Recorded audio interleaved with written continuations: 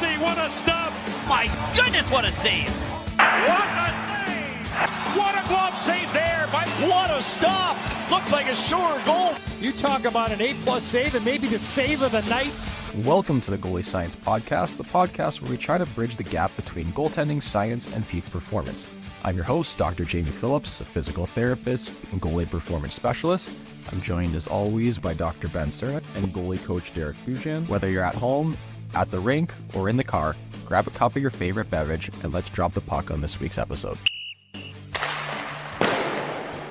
Okay, welcome to the Goalie Science Podcast. This week we have a special guest joining me, Ben Cernick. We have Pierre, who is an analyst from the Boston Red Sox, but he's here today to talk about hockey and specifically goaltenders on the Goalie Science Podcast. So Neil, first of all, thanks for being here. Thanks for having me. Super excited to chat hockey stats, so let's get into it. The people have wanted this. This has been our number one requested topic, is get more stats on the Goalie Science Podcast. So this is for all the people who have emailed us and relentlessly messaged us. Before we dive fully in, can you give us a little bit of the background on, I guess, kind of like where you're at in your journey on sports analytics? Maybe touch on a tiny bit of what you're doing for work and also all the stuff that you're doing in hockey. You could also for sure plug your website immediately here as well. Yeah. My name's Neil Pierre from Durham, North Carolina. I'm a software developer with the Boston Red Sox baseball research development team. So I build tools, visualizations that like our baseball operation uses to make baseball related decisions, whether it's, something pertaining to player development, amateur scouting, international scouting, the whole thing. It's been really fun. But yeah, sports analytics is something I never thought I'd get into. I played soccer growing up. I played baseball, but I was terrible. So that ended real quick. But I went to college actually as an environmental science major. And I had to take the computer science class my first semester. Really enjoyed it. So I switched over to that. And then my dad, he's a biostatistician. He was like, hey, you should look into, maybe adding some data science to your background. And me being a sports guy and my friend actually being the head director of UNC baseball analytics, it's the baseball program at the college I went to. That kind of combination got me into sports analytics, started doing side work of my own, worked with the baseball team at my college for 2 years, 1 year as an analyst, and then as a project lead for our hitting coach. And then kind of during that, I started my hockey analytics background. So I have a Twitter account where I just post relevant statistics for my model. And then I also have a hockey website where you can view, like modern statistics for pretty much any player from 2017 on for each season, see leaderboard rankings for goalies, skaters, teams, and then there's a lot of video in there, which is really huge. So. Yeah, that's we've plugged your website a few times on the podcast. Mainly, again, one of the coolest things, and again, this is going to be our first plug. So everyone, again, this is episode 94 or 93. It's the fourth or fifth time we've plugged this. Go check out PierreAnalytics.com if you want to see what goals look like relative to their expected goals. And I think that's a really important learning tool. I've used it a few times with some breakdowns before. But also, I feel like you undersold UNC baseball. Like, that's a pretty good program that you guys... Let's not beat around the bush. UNC baseball, for those who aren't baseball fans, pretty big collegiate program. So pretty cool to be involved with that. I'll hype it up for you. But we kind of talked right up the bat again about what your model is. And I think I was hoping that you could explain your 30-second elevator pitch, because I think online, even on TV, people hear things like, oh, a model. And I don't always think people know what that means, because models look very different depending on what you're talking about, right? 30-second elevator pitch, when you're referring to like your model of analyzing players, what does that mean? Yeah. So my expected goals model, very simple. It's not simple, but if you just think about it, it's like you have all these events happening on the ice, and an event can be a shot, right? And so like what makes the shot dangerous is basically what an expected goals model means. So like there are things like the shot type, right? Like a wrist shot from the point or a backhander from the point, or a backhand shot from the point is probably not as dangerous as a slap shot. Like we can definitely assume stuff like that. The location of the shot is huge. What happens before the shot, who's in front of the net in the shot, data like that we don't have, but that's very important to what an expected goals model would be. So I just think about it as a way of like all the on ice variables that happen or happened before the actual shot is taken and how dangerous that shot is. Yeah, and that's the way that I think people, I think intuitively need to look at it, and how I also explain it is like, okay, every time someone takes a shot in hockey, there is so many moving parts that go into it. But it's what is, again, if you take that shot 1,000 times, how many times does that shot with those specific criteria associated to it go in? And that's why I think it's one of the biggest advancements in basic understanding in shooting sports. So soccer, hockey, right? Like I think it changes our complete understanding of what is a good and what is a bad shot.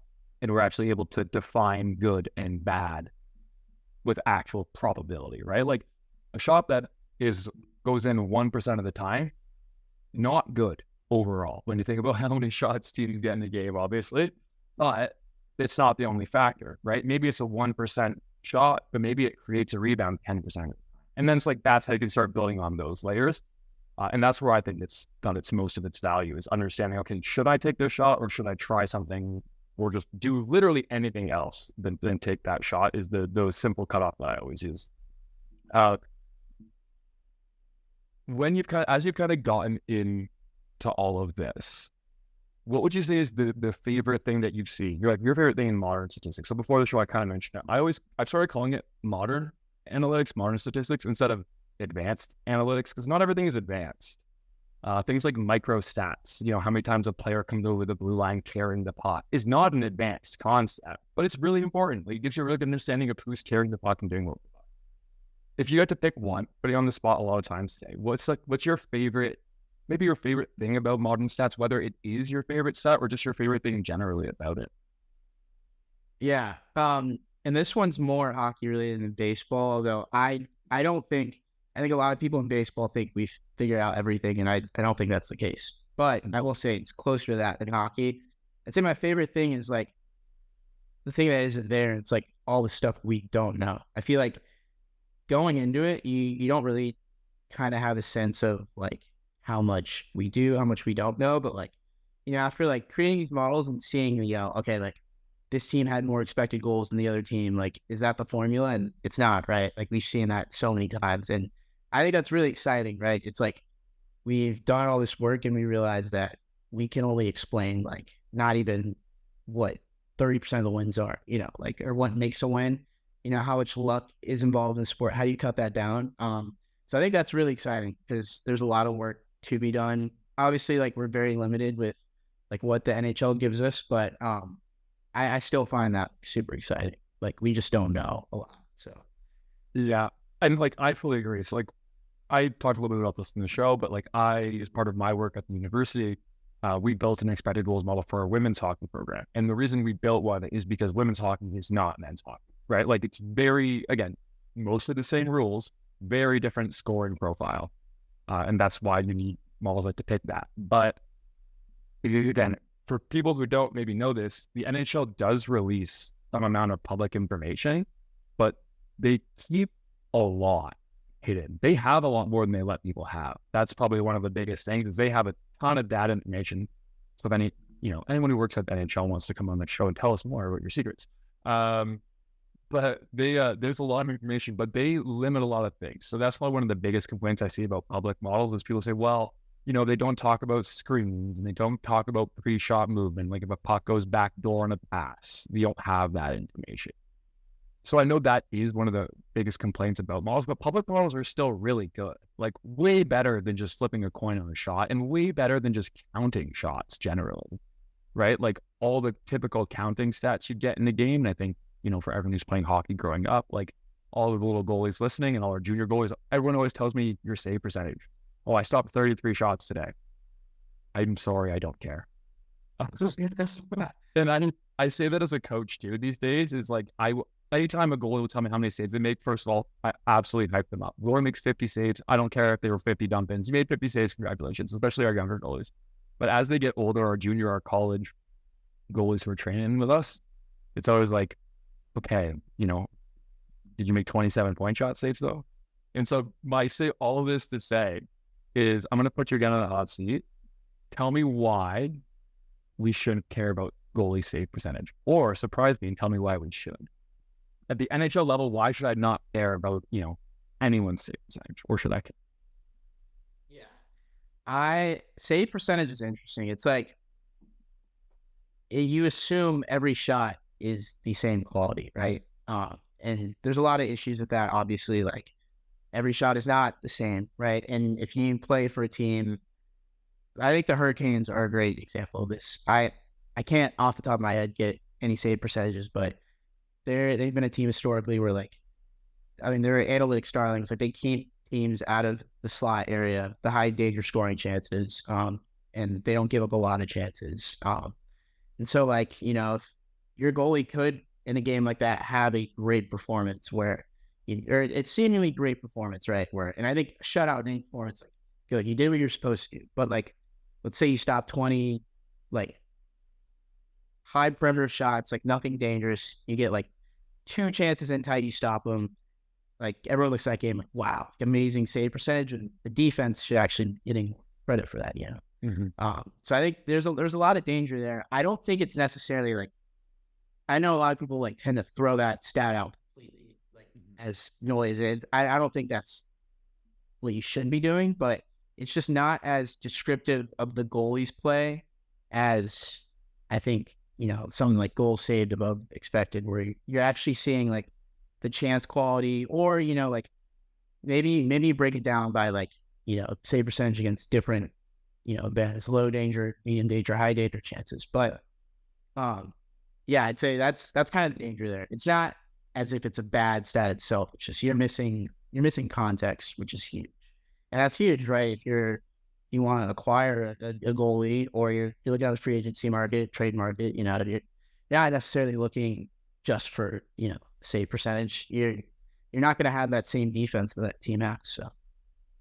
yeah, I view it the exact same way. I always say it's muddy in the middle, but it's telling at the ends, is the way I've always described it. If a goalie is an 860 save percentage, doesn't matter how bad your team is, you're letting in bad goals. It doesn't matter. At some point you need to stop the puck. And I think, if the goalie's walking out of a 10-game stretch with an 870, I don't care if you're giving up 10 breakaways a game. If you're a really good goalie, you'll stop a bunch. You'll have on average, you'll be okay. It's where the 890 to 905 tells you no difference whatsoever, right? That's just, that could be a puck off a shin pad randomly going in a couple times a game. And like you said earlier, hockey is what feels so random in individual games sometimes that, yeah, it's not nothing, but it's, I wouldn't hang your hat on it. That's where I kind of stand on it as well. yeah. It's there, right? Maybe don't advertise it as the selling point if you're an NHL team signing your goal. Look at this historic. Maybe that's not the selling point you think it once was. But I think, it's definitely something that I don't think it's going around anywhere because it's palatable for people, right? We still care about shot volume as a concept, which is, funny enough, my next question on board, which is I am an interesting believer in, I have a personal vendetta against shots from the point. It's my least favorite concept in hockey. And it's not because I don't think they're useful. It's just I think they're overdone. I think they're overused. And I know that Steve Alliquette, who is a really big proponent over at ClearSight Analytics about reducing low danger chances and improving high danger chances. That's his whole motto, which I think is everyone's motto in modern sports. But we still do see teams take a ton of what I would consider low quality shots. Now that has decreased over the last 5 years. And we've seen some articles come out. But I'm curious on your thoughts on that too. Are you noticing, again, from whether that's your own work that you're seeing on your website, or just generally as a fan or analyst as well, are you seeing that there is a decline in those low danger distance shots in the game? Yeah, I was gonna ask, are you screen recording my computer? I just wrote I'm about to, I think hopefully today if I can get it out. I just wrote an article about this, but yeah, it's on the way down. A lot. So I actually had a funny conversation with one of my friends just watching hockey, and he's I feel like the rebound is a dying art. People just don't shoot for rebounds anymore. You don't see rebounds. And I was well, I have the data, so like, let's check it out. And he was like completely wrong. It's actually the opposite. It's like we're getting so many more rebounds now.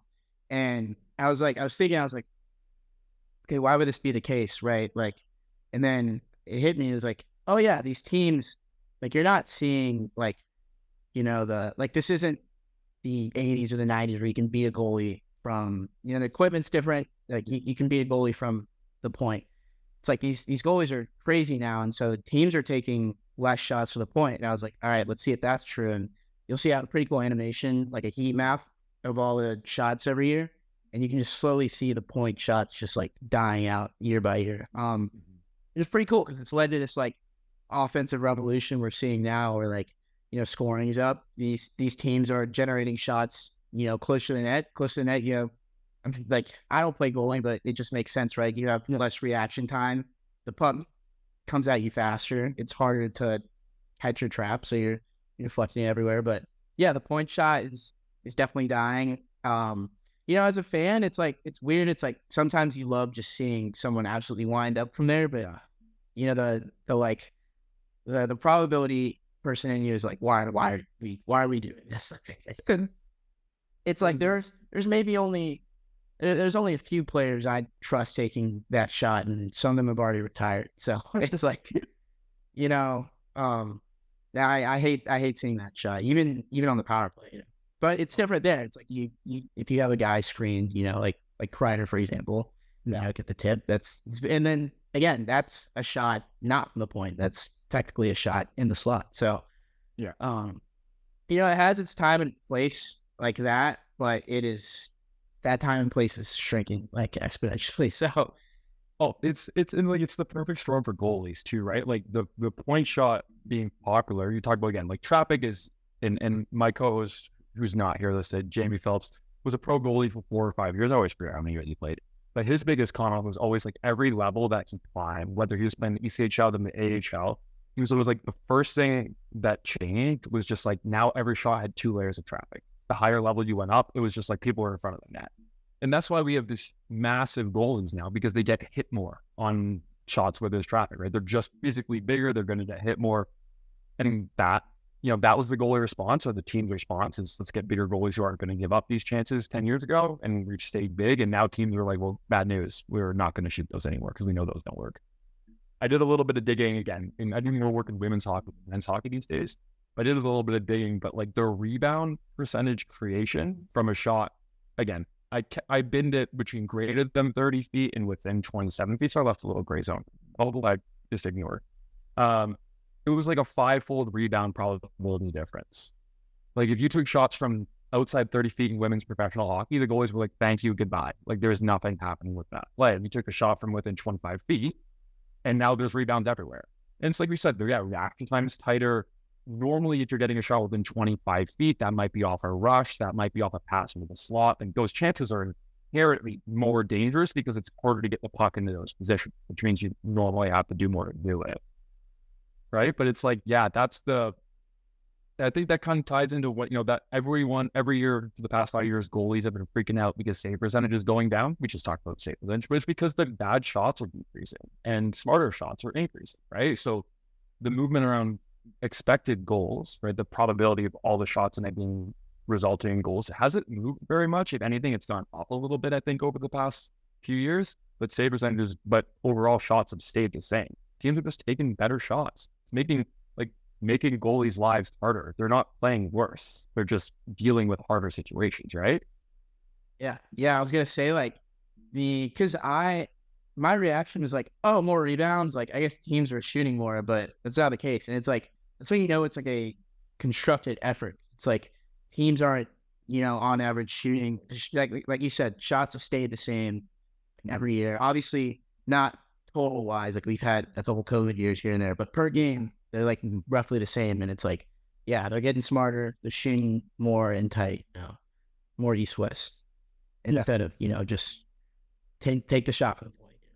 Yeah, exactly. And so I think we're going to kind of fully transition into some goalie evaluation stuff. But this is my, this is my first kind of hot take, which is that we've seen a lot of media coverage around, the goaltending crisis, like goaltenders aren't playing well. And again, I know even you made some comments about, holy cow, like goaltending seems so important yet still so underexplored, which it for sure is, and we'll cover that more.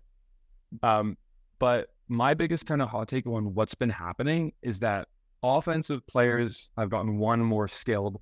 Offensive systems have gotten two, more creative and more selective in their shooting.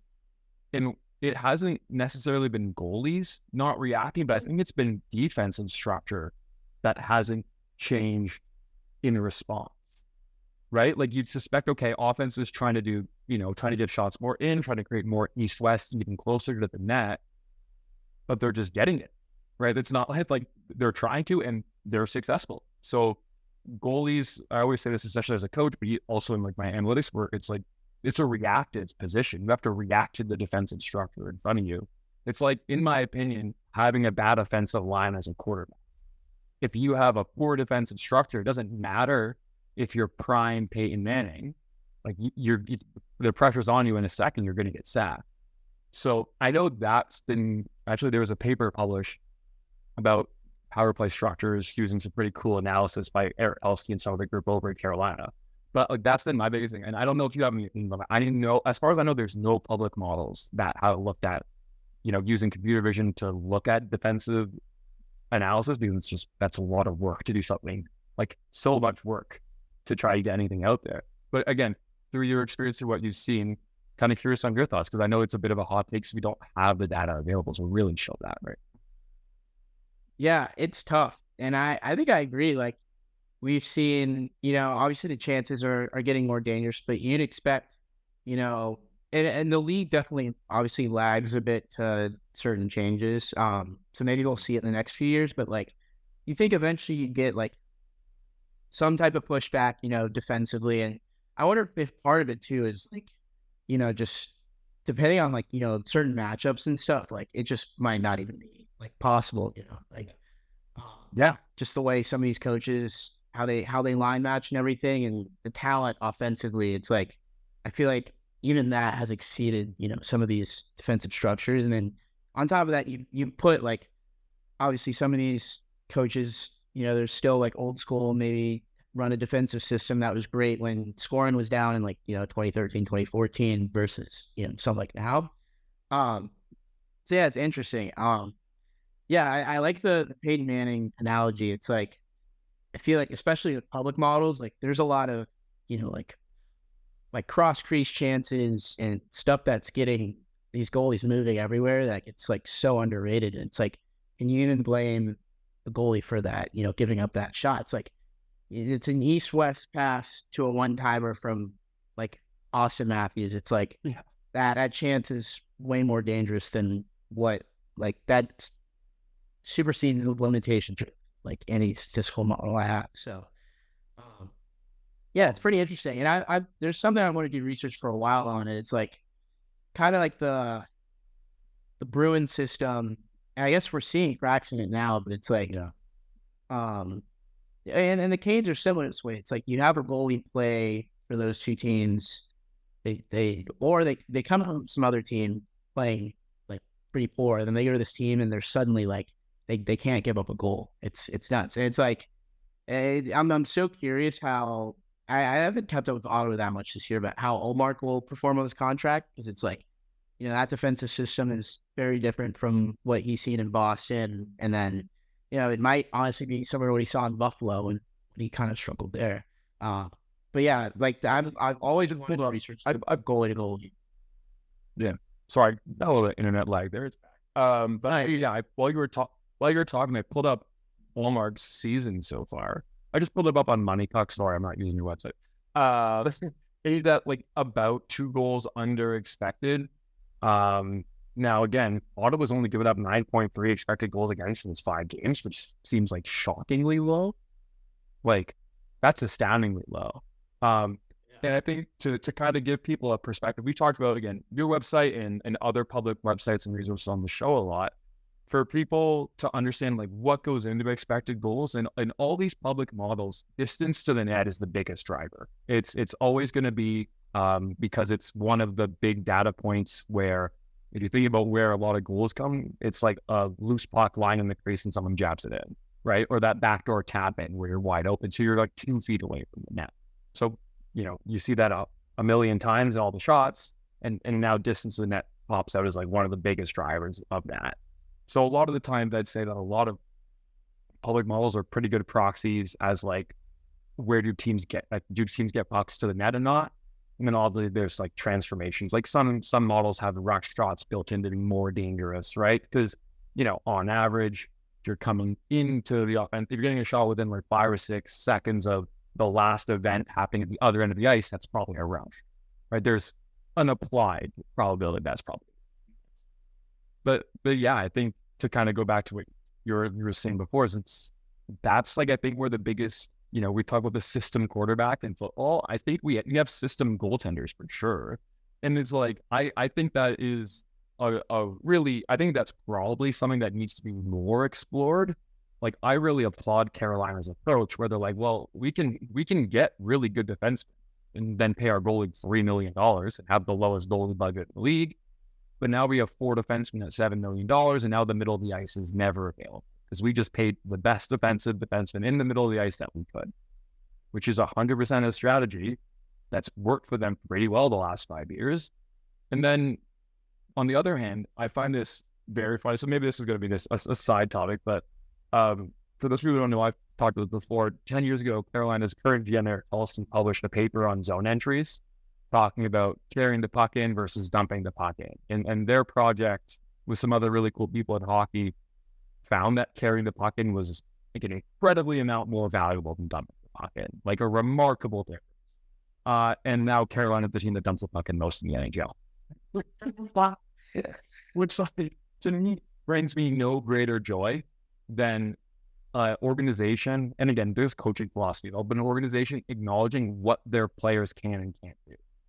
Right? Like, carrying the puck in is awesome if you are the Edmonton Oilers and Connor McDavid gets to carry it in 30 times a game. Maybe carrying the puck in is less valuable on average if Sebastian Aho is your best guy carrying the puck in. He's a great hockey player. There's no debate there. He's just not Connor McDavid, right? Like, it just because a system, just because an idea is the best, like analytics, just because it says carrying the puck in better, or research and analytics is showing that carrying the puck in is better, doesn't mean every team should employ that solution, right? Like, it's not people. I think people think that sometimes, that it's a cookie cutter solution, right? Yeah. I'm glad you brought that up, because I think a big talking point I've had in hockey in general is there are multiple ways to win, and like there's not like one, like set formula, right? Like there's so many like interconnected parts that like it can't be that way. Like, obviously baseball is like very different. Like, there's pretty much a formula, and obviously there's different ways to get there, but like you need to have like, good pitching, good base running, good defense, good bats to win. Like, and there are very well-known metrics that you can acquire those players through. Like, it's simple. But like here, it's like, yeah, I think it's kind of the issue that the Bruins kind of have right now. It's like, they're very much like, I think Montgomery is like, wait on your chance. Like, you should generate, like, pass up like a medium danger chance for like a high danger chance, carry the puck in. But it's like, this team isn't the team it was before. It's like, we have, and like, no offense to these guys, like, they've actually played really well, the third and fourth line. But it's like, if Morgan Geekie and Kaslik and Beecher are playing like a lot of minutes, it's like, yeah, like, it's gonna be ugly, but you gotta get the puck in. They're fast, right? Like, John Beecher is a fast guy. Like, dump the puck in, forecheck hard. That's what Carolina does. Like, Jordan Martinook is not going to finesse his way into the zone, but if you saw his goal yesterday, like, or his assist yesterday, I've never seen a forecheck that hard. Like, it was crazy. And he wins the puck battle, centers it, gets an assist. Like, so it's all about knowing your team. It's like that for goalies too. Like, I love the system goalie idea. I think it's like, it's super big, right? Because I think we're at a point where teams are realizing, like, there's maybe like 5, this might be a hot take, there's like 5 or 6 goalies who you can count on, like the elite, like they will be on their game. And it's like, the odds are you're not going to have that goalie. So like, what are you going to do here? I think that's a big thing. It's like, you can be like, and even Florida, like Bobrovsky wasn't, like, he's had some ups and downs, but at the end of the day, like, he got the cup with his huge contract. He played really well. Like, the Rangers, like, obviously they've had some really weird issues, 5v5, but they went through power play and indoor, like speaking brick wall. Like, there are multiple ways to win. Yeah, it's and that's like I think that's like an interesting part as a fan of like in professional hockey. I think it's also something that's like worth acknowledging. Again, we talk a lot about my research. A lot is like it's player development, but at the youth level, like that's where like my academic research is in. And so we talk a lot about coaching philosophy because that directly influences how kids are going to learn, and that directly influences how the players that they're going to become as professionals, right? Like something that we've talked a lot and done some work on is like player quote unquote development beyond a certain age is like they're not changing how they play. It's like a combination of environment and opportunity, right? Like if you're a first line player in college hockey, you play power play all the time, you don't play penalty kill, and then you go into professional hockey and now they're like, okay, you're going to kill penalties and play in the third line and dump the puck in. It's like, well, that player's going to be terrible until you put them back in the thing that they've done for 5 years, right? And so we talk a lot about that. It's like, it's funny how you see, again, looking at goalies, for example, is like you toss a goalie who's been only in a system that's been really dominant and then you put him in a bad position. It's like, well, yeah, things aren't going to go well. They've never played under severe fire. Like you can look at the San Jose Sharks as an example for the past little while, where it's been like a lot of those goalies coming into that system have come from like historically really strong organizations and really strong, like whatever it's junior teams or colleges. And then it's like, okay, you're going to have 17 high dangers a game, and now you give up 5 goals a game. And that's how it works. And now it doesn't matter how good of a goalie you are. Like your development is going to rely solely on if you can figure that out very quickly in that environment or you leave the environment. Like that's like really all it is. Yeah, it's just working, by the way. 8.5 goals above expected in 7 games. He's gonna get. Yeah. But it's like that's also not sustainable. Right? Like that's you can't be the New York Rangers giving up 26 expected goals in 7 games.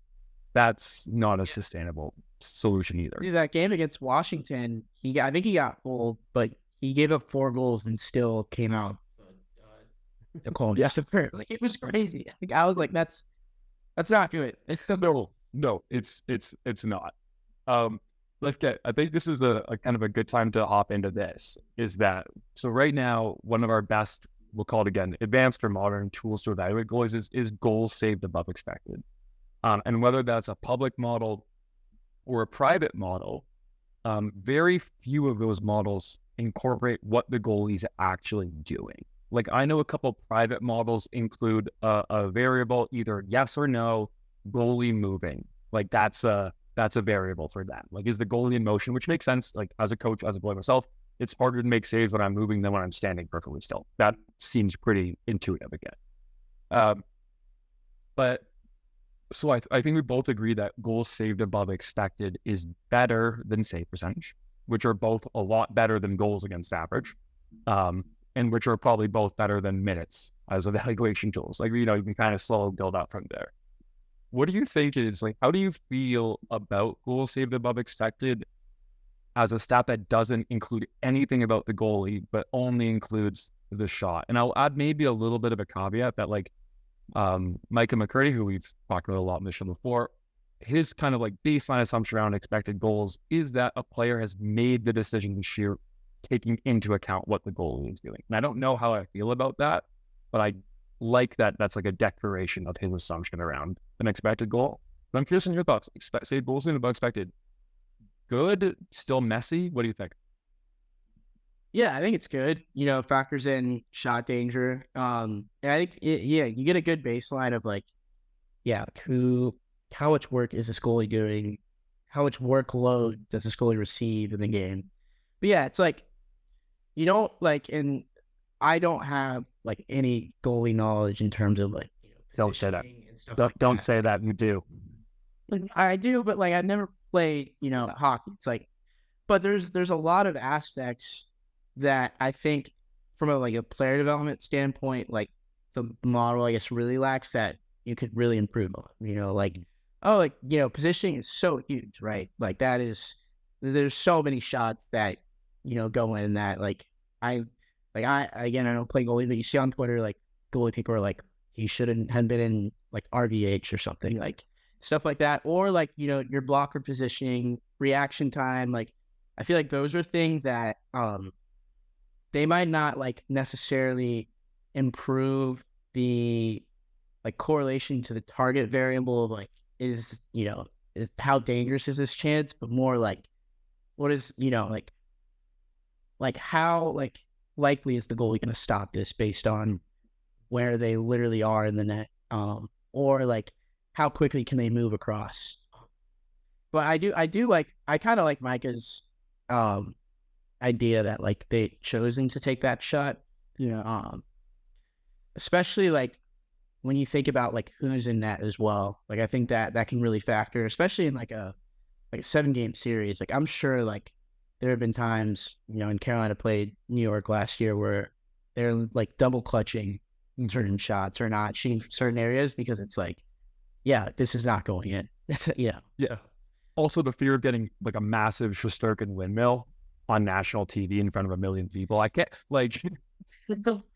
For me, again, a goalie, not a shooter, but like, you can only imagine like playing at MSG, having a grade A chance, and having Shesterkin do that to you would probably feel a little demoralizing.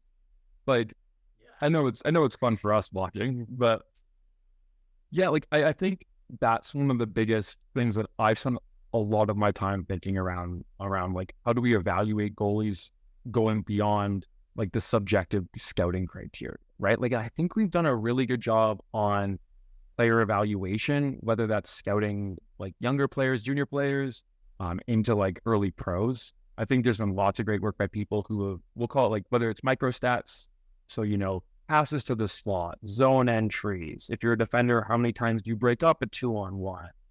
And again, nothing is perfect. Like no measurement is perfect in hockey because of how free flowing the game is.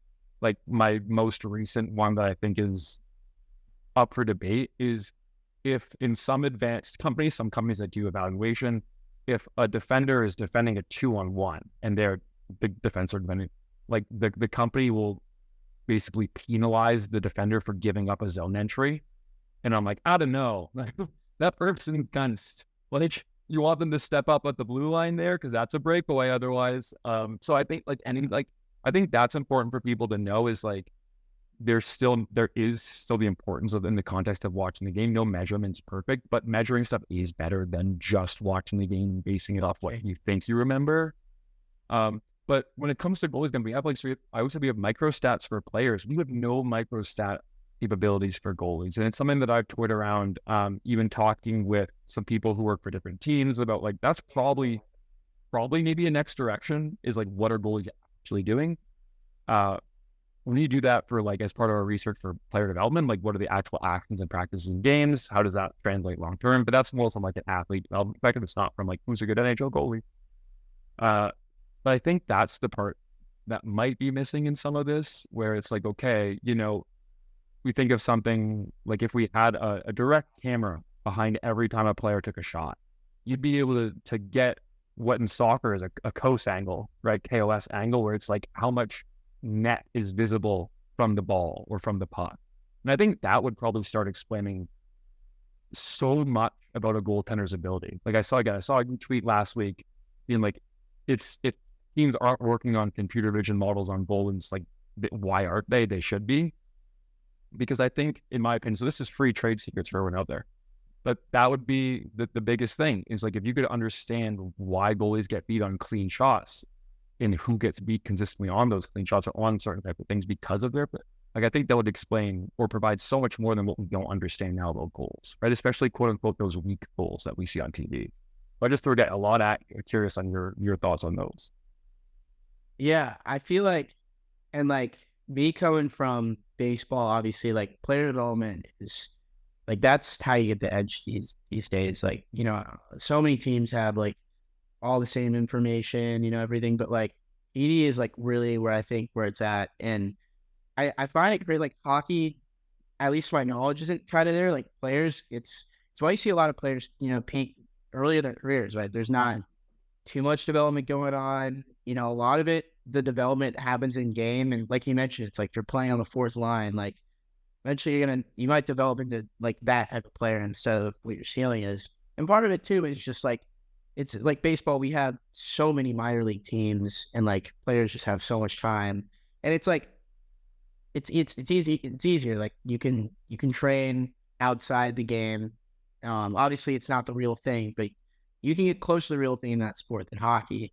Sure. But I think with goalies, that's one of the few positions, or I don't know, I said positions. It's like the position where like I think you can get closer to replicating some type of in-game experience through training and through like player development than like, skater. Like I think it's always huge to just play games when you're a skater. Like I'm big into that. But I think for goalies, it's like, yeah, you can do some type of thing. I think direct camera is huge. Like, you get all the coordinates of, the blocker, like the glove. Oh, like, look, we noticed. I'm sure like goalie coaches probably do this as well. But it's like, oh, your glove hand is like too high here, something like that. Like, let's experiment with this. I think that's so huge. And then, because obviously it's like, I think with the technology we have, you can get really close to replicating, like traffic scenarios, like in-game scenarios, cross crease passes, and then I think you combine that with, I'm sure like the mental aspect of the game. I think that'll be even bigger, just because like you can do all this and then like shit happens. Like you'll still give up the occasional like I don't know, the puck could bounce off the stanchion and hit your back, like Vancouver. That happened with the Sharks, like 2011 when they made the Cup Finals. Like stuff like that just happens, and I think with all this, because I obviously am a huge numbers guy. It's like I think the mental aspect is so big, because you just see it all the time. Like some goalies just like they just don't have it, and it's still just like mind blowing. It's like, yeah. And I think this is maybe something, and I know that we talked this in the show before. I think you'd be surprised, like goalie land from a coaching landscape. It's a little bit archaic, is what I would say. Like, I think something that I talk a lot about in general is that, and people will say this, goalies are like the cookie cutter, they all look the same. It's like, well, yeah, to a certain degree, there's going to be the most efficient way to do stuff. Like, that's just how life works. Like, you know what I mean? If it still made sense to do 2 pad stacks, everyone would stack the pads still, but that doesn't work very well. Like, it's objectively a bad strategy. And so we've stopped doing it. But I think it's a position that from like a training standpoint has like really stalled, trying to be progressive. Like it's players are so much more skilled, and goalies are just like falling a little bit behind from a development lens. And again, maybe we talk about the structure in front of them. So, it's probably hard to play in a changing structure. It's really hard to play in an unpredictable structure, which is, I think, when I was playing, my favorite defensemen in front of me were the ones where I knew I knew what they were going to do most of the time, right? Like the low risk, low reward defenseman was my best friend on a 2-on-1. So I knew what his strategy was every single time. But I guess like the greatest challenge is, like, if a goalie plays 50 games, and let's say they see 45 shots again, right? Let's look at the NHL goalie. Like, that still is a relatively low sample size to evaluate what they might. Like, you might not see the same type of chance specifically more than 10 times in the season, right? Like, I remember a stat from a couple of years ago that came up on the broadcast where it's like, oh, Vasilevsky was, 17 of 29 when there was 2 players in front of him on the screen. And I was like, guys, 1-9. He played 65 games. Like, once every 3 games, this situation happens. Of course, like, how much time can you spend working on that when it's happening at once every 180 minutes for that guy who's already one of the best in the world, right? Like, I think I'm defending the goalie union here, which is sometimes atypical of me. I like to be a little critical, but I think one of the biggest challenges for development is because there's so many weird one-off plays that happen that it's hard to find trends in really common situations, I think, without the use of advanced like direct capture technology. Like, I just don't think we'll be able to find it visually.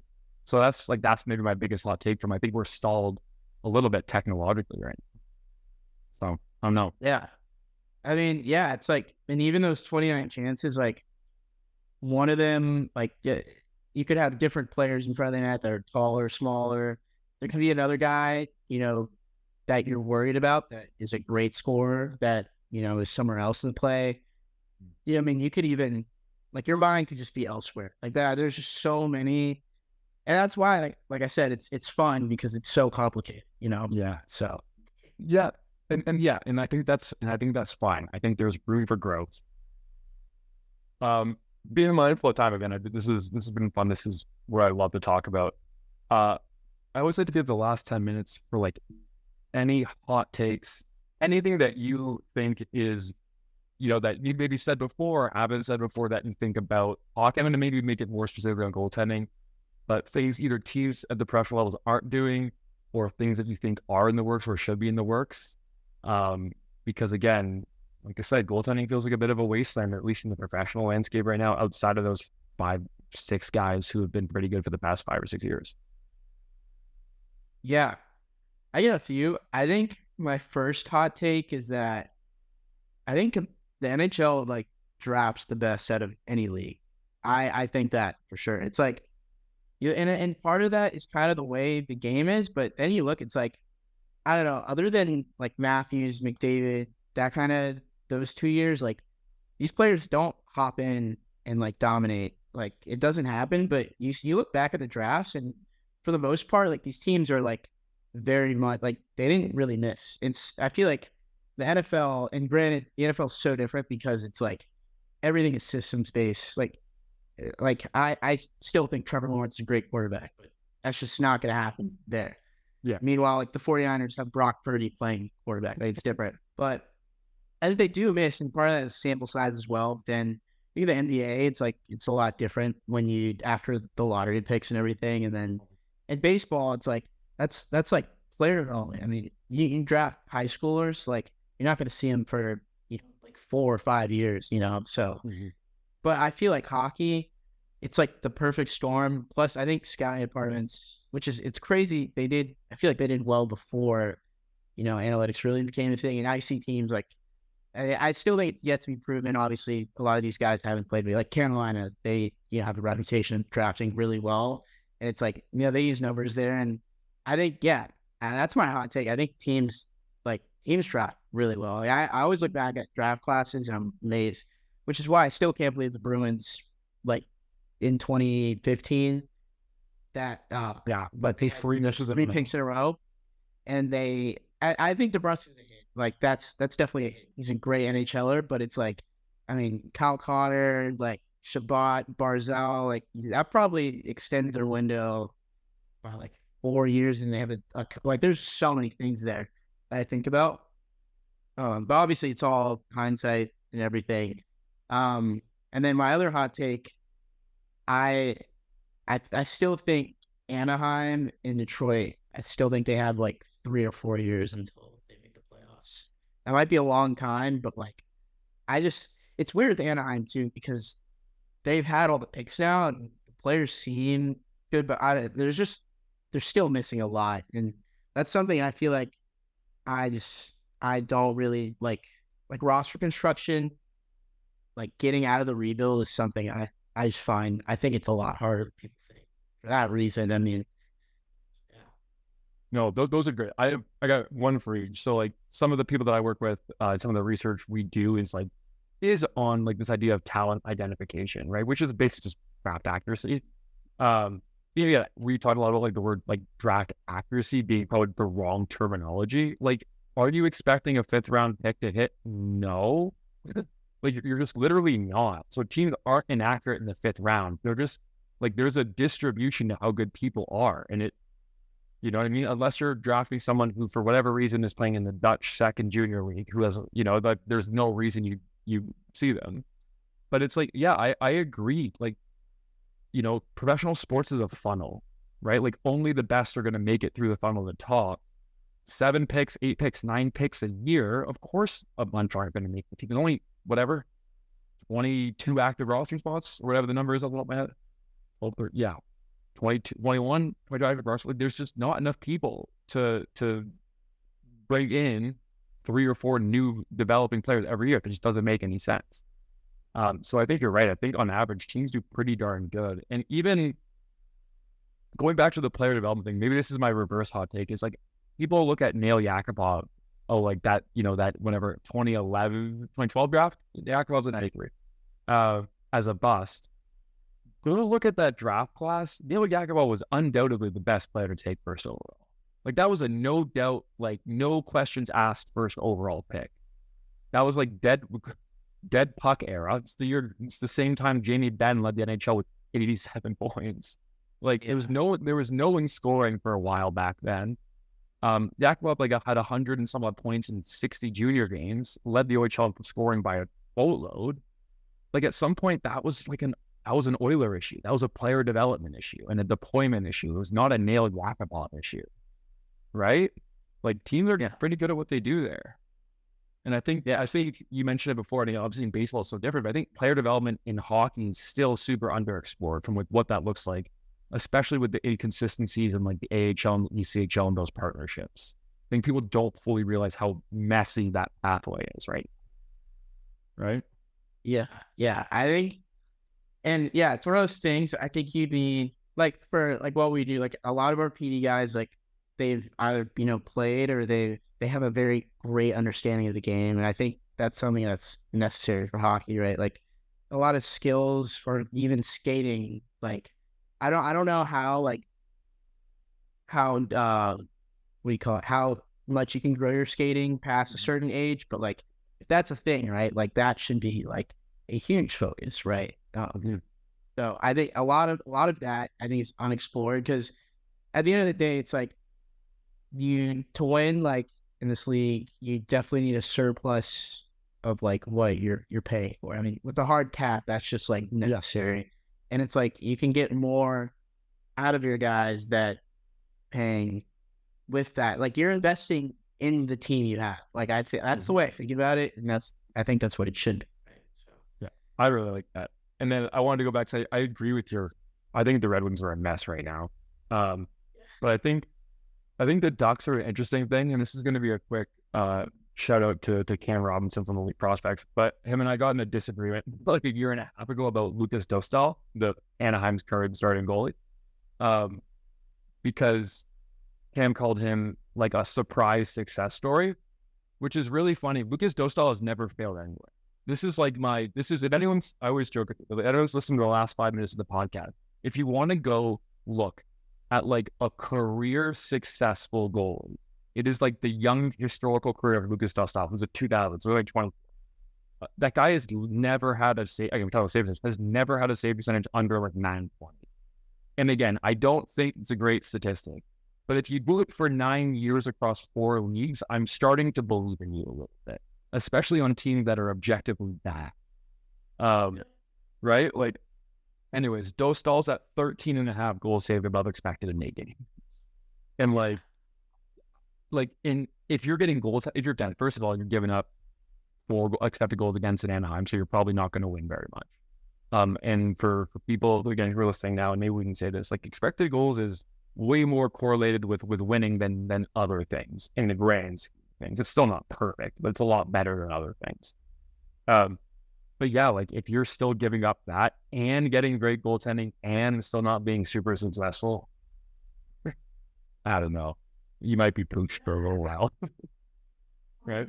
But it's like, if I had to pick out of the two, I'd much rather be in Anaheim situation. Detroit, it's like teams like, I don't know what the path is here. And then they like paid to get rid of Wallman, and now he's like, and that was, everyone could see that coming. I was like, he's gonna play well in San Jose.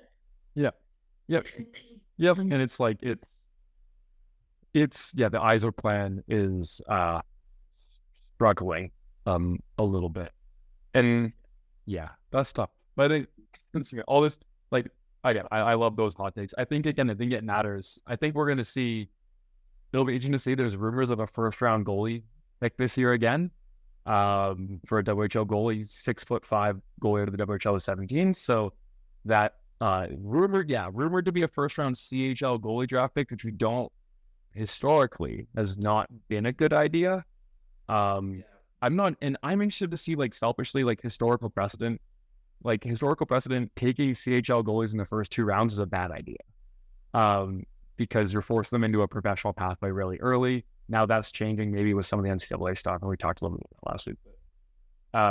Yeah, I don't know. I think hockey is still, like you said, I think there's still so much to explore, even with the advancement and everything. I think it's a sport with, like, we haven't even cracked the surface yet fully, right? So, this has been super fun. Thanks so much. Closing thoughts, plug your website one more time, anything like that. Yeah, check out www.pierreanalytics.com. Reach out to me, Pierre Analytics on Twitter. I always respond to DMs. Yeah, Ben, appreciate you having me on here. It's super cool. We got a great thing going, doing a lot of cool stuff. I see it on Twitter as well. So keep it up, man. This is awesome. Appreciate it. All right. Thank you so much. And thanks, everyone. We'll see you next time.